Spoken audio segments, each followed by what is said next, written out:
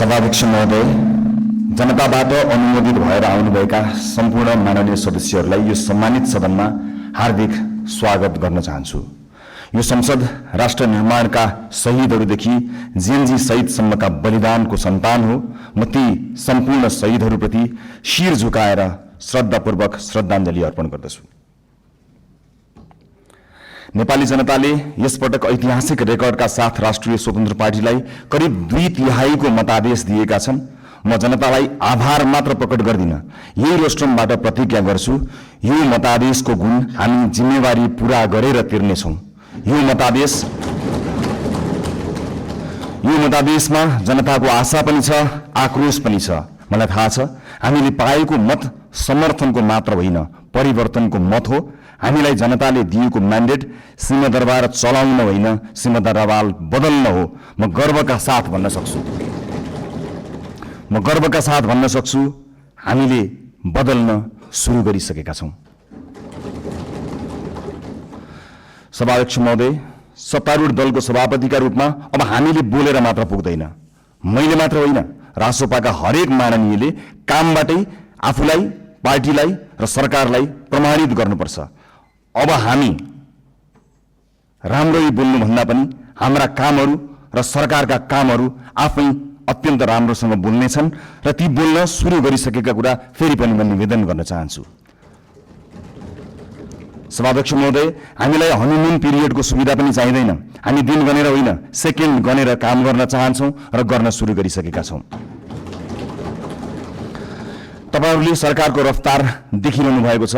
अब कर्मचारी तन्त्र सहित सिङ्गो देशले यो रफ्तारसँग गति मिलाउनुको विकल्प छैन। हामी आफ्ना मात्र होइन, जायज छन् भने विपक्षी दलका चुनावी प्रतिबद्धताको पनि स्वामित्व लिन तयार भएर आएका छौं र यसको सार्वजनिक घोषणा हामीले गरिसकेका छौं। सभाध्यक्ष महोदय, सरकारका प्राथमिकता, योजना र दिशा सविस्तार सम्माननीय प्रधानमन्त्री ज्यूबाटै आवश्यक परे बोलेर र आवश्यक नपर्दा नबोलेरै कामबाट प्रस्तुत हुने कुरा पनि म सम्मानित सदनलाई जानकारी गराउनेछु। र म आज केवल केही राजनीतिक विषयमा प्रवेश गर्न चाहन्छु। सभाध्यक्ष महोदय, यो सम्मानित संसदमा यसअघि पनि पटक पटक एकल बहुमतका सरकार नबनेका होइनन्, तर ती सरकारहरू इतिहासका अङ्क बने, इतिहास बदल्ने औजार बन्न सकेनन्। किन सकेनन्? दृष्टिकोणमा समस्या थियो कि प्राथमिकतामा, पारदर्शिता र जवाफदेहितामा कमजोरी थियो कि कार्यान्वयनमा? किन अवसरहरूलाई परिणाममा बदल्न सकिएन? हामी इतिहासबाट सिक्न लाज मान्ने छैनौं। जनताले अहिले हामीलाई दिएको विशाल बहुमतको इतिहास यो पनि फेरि गुमेको अवसर भनेर लेखियो भने हामी कलङ्कित हुनेछौं। हामीलाई त्यो मन्जुर छैन। रासोपाका साथीहरूलाई म सम्झाउँछु, हामी यहाँ प्रश्न सोधेर आएका हौं। अहिले बस्ने ठाउँ फेरि होला, तर आज पनि ती प्रश्नहरूप्रति हाम्रो नैतिक जिम्मेवारी उस्तै छ। अब साबित गर्नु छ कि हामीलाई केवल प्रश्न सोध्न मात्र आउँदैन, उत्तर दिन पनि आउँछ। समस्या देखाउन मात्र होइन, समाधान खोज्न पनि आउँछ। प्रतिपक्ष दलहरूलाई मेरो विनम्र आग्रह छ, हामीमाथि 24 घण्टा निगरानी गरिदिनु होला। शासनमा तपाईहरूको लामो अनुभव छ, हाम्रा कमजोरी उजागर गरिदिनु होला, गल्ती देखाइदिनु होला। यदि हामीले बाटो बिरायौं भने सच्याइदिनु होला। यदि हामी जनताबाट टाढा हुन खोज्यौं भने हामीलाई जनताको आवाज सम्झाइदिनु होला। हामीबाट अहंकार नबढोस्, हामीमा कुनै अहंकार नछाओस्, हाम्रा निर्णयहरू एकतर्फ नहुन्। लोकतन्त्रमा सत्ता पक्ष र प्रतिपक्ष प्रतिस्पर्धी मात्र होइनन्, एकअर्काका पूरक पनि हुन्। एकले काम गर्छ, अर्कोले निगरानी गर्छ। एकले योजना बनाउँछ, अर्कोले परख गर्छ। हामी प्रतिपक्षको आवाज कमजोर हुन दिने छैनौं, किनकि प्रतिपक्षको आवाज कमजोर बनाइयो र उपेक्षा गरियो भने लोकतन्त्र कमजोर हुनेछ। यो हामीले अस्ति भर्खरै देखिसकेका छौं। यो संसद बहसको थलो हुनेछ, प्रतिशोधको होइन। हिजो आफ्नालाई बचाउन र विपक्षीलाई फसाउन कानूनमै संशोधन गरिएको छ र अध्यादेश समेत ल्याइएको छ। त्यस्ता गलत क्रियाकलाप यथाशीघ्र सच्याइने कुरा म यो सम्मानित सदनलाई जानकारी गराउन चाहन्छु। प्रतिपक्षमाथि अहंकार र प्रतिशोधको त्यो अध्याय अब दोहोरिने छैन। आस्थाका आधारमा फरक व्यवहार हुने छैन। अब अन्यायपूर्वक विधि नै निचेर सुन्न मन लागेका कुरा नसुनौ भनेर कसैको माइक काटिने छैन। संसदीय समितिहरूमा संख्याकै बलमा प्रतिशोध र अत्याचार हुने छैन, तर सुशासनको वेग भने रोकिने छैन। न्याय पाउने न्याय पाउने पहिलो हक शहीदकी आमाको हो, त्यसलाई प्रतिशोध भन्न पाइने छैन।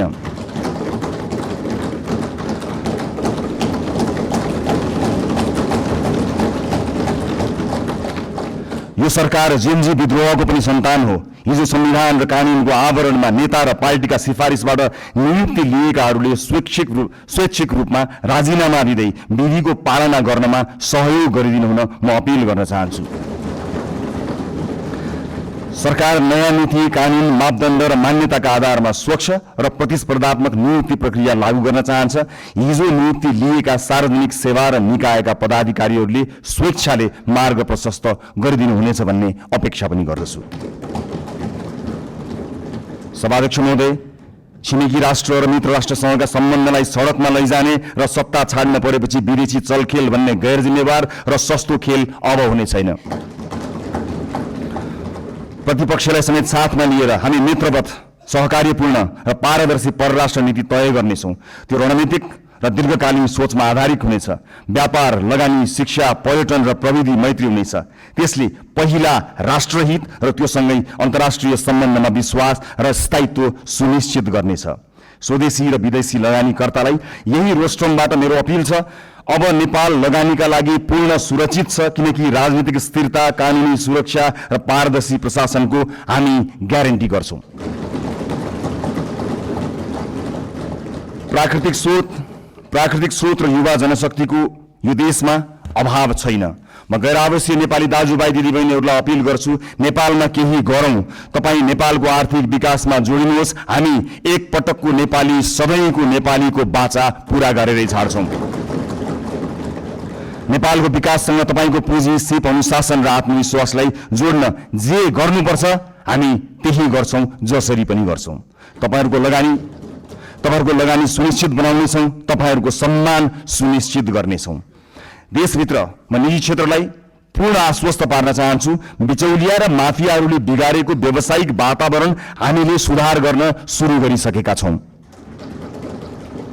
नीतिहरू अब बजारमा बेचिने छैनन्, निर्णयहरू कसैको दबावमा बन्ने छैनन्। व्यावसायिक क्षेत्रमा तपाईँहरूले अनुभव गरेको असुरक्षा, अनिश्चितता र दबाव सधैँका लागि समाप्त हुनेछ।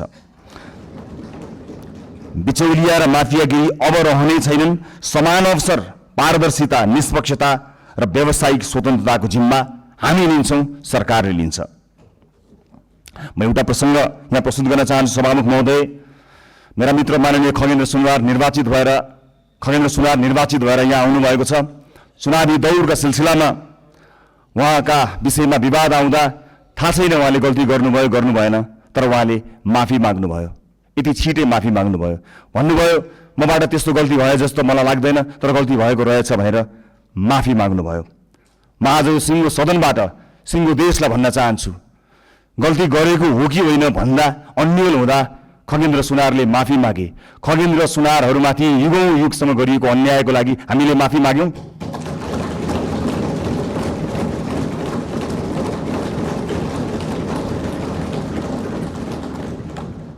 यो देशको दलित समुदायलाई मैले आज सार्वजनिक क्षमा याचनाका साथ केही भन्नु छ।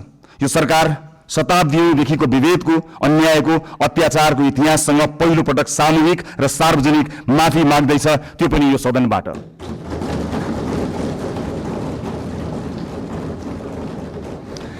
आजसम्मको विभेद सामाजिक गल्ती थिएन, संगठित अपराध थियो। यो देश किन बनेन थाहा छ? किनकि जसका हातमा सिप थियो तिनलाई हामीले अछुत मान्यौं। अब कुनै पनि नेपाली जातका नाममा झुक्नु पर्ने छैन। म सिङ्गो पार्टी, सम्माननीय प्रधानमन्त्रीज्यू, सरकारको तर्फबाट पनि माफी माग्छौं र यो माफीको मूल्य अब न्यायले गर्नेछ भन्ने कुरा पनि सुनिश्चित गर्न चाहन्छु। यो रोस्ट्रमबाट मैले आमा र दिदीबहिनीहरूलाई पनि केही भन्नु छ। यो देशमा तपाईहरूले सबैभन्दा धेरै जिम्मेवारी बोकेर पनि सबैभन्दा कम अवसर पाउनुभयो। घर सम्हाल्नुभयो, परिवार बचाउनुभयो, समाज चलाउनुभयो, तर त्यसलाई काम मानिएन। महिलालाई अवसर अब अनुग्रह होइन, अधिकार हुनेछ। हामी सुनिश्चित गर्नेछौँ शिक्षा र रोजगारीमा बराबर पहुँच, राज्यका हरेक तहमा अर्थपूर्ण प्रतिनिधित्व, कर्मस्थल र समाजमा सुरक्षा र सम्मान, अनि महिला विरुद्धका हिंसामा शून्य सहनशीलता।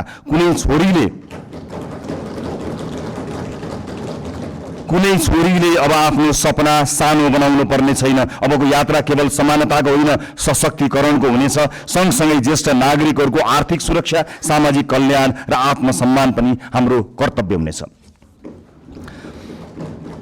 आजको संसदको जनादेशका वास्तविक रचयिता हुनुहुन्छ वैदेशिक रोजगारमा रहेका नेपाली दाजुभाइ दिदीबहिनीहरू। यो देशमा आजसम्म सधैँ तपाईहरूले पठाएको रेमिटेन्सको कुरा भयो, तर आज म पैसाको होइन, तपाईहरूले तिर्नुभएको व्यक्तिगत मूल्यको कुरा गर्छु। परिवारबाट अलगिनु भयो, आमा बुवाको साथ गुमाउनु भयो, कलिला छोराछोरीको बाल्यकाल गुमाउनु भयो, चाडपर्वको रमाइलो, परिवारको माया, आफ्नो गाउँघरको न्यानोपन गुमाउनु भयो। कतिले आमा बाबुको मृत्युमा काँध थाप्न पाउनु भएन, कतिले सन्तानको पहिलो पाइला देख्न पाउनु भएन। आज म यहीँबाट क्षमा याचनाका साथ स्वीकार गर्छु, यो देशले तपाईहरूको त्यागको उचित सम्मान गरेन। अब तपाईहरूको पीडा केवल कथा बन्ने छैन, नीति बन्नेछ, राज्यको प्राथमिकता बन्नेछ।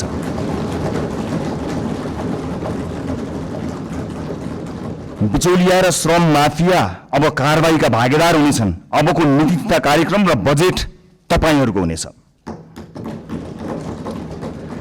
खाडी क्षेत्रमा अब जाने हाम्रा राजदूतहरू बिचौलियासँगको डिनर टेबलमा होइन, श्रमिकका शिविरहरूमा भेटिनेछन्।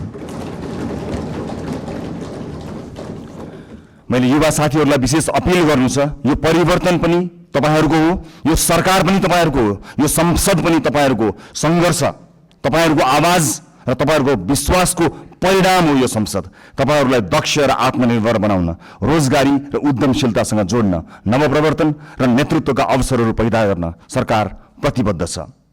माननीय सांसदज्यूहरू, जुनसुकै पार्टीबाट चुनिएर आए पनि हामी जनतालाई प्रतिनिधित्व गर्दछौँ। त्यसैले अब हाम्रो लक्ष्य एउटै हुनुपर्छ, देशको समृद्धि, जनताको जीवनमा सुधार र न्यायपूर्ण समाजको निर्माण। मलाई विश्वास छ यो सहकार्य, उत्तरदायित्व र परिवर्तनको प्रतीक हुनेछ। धन्यवाद।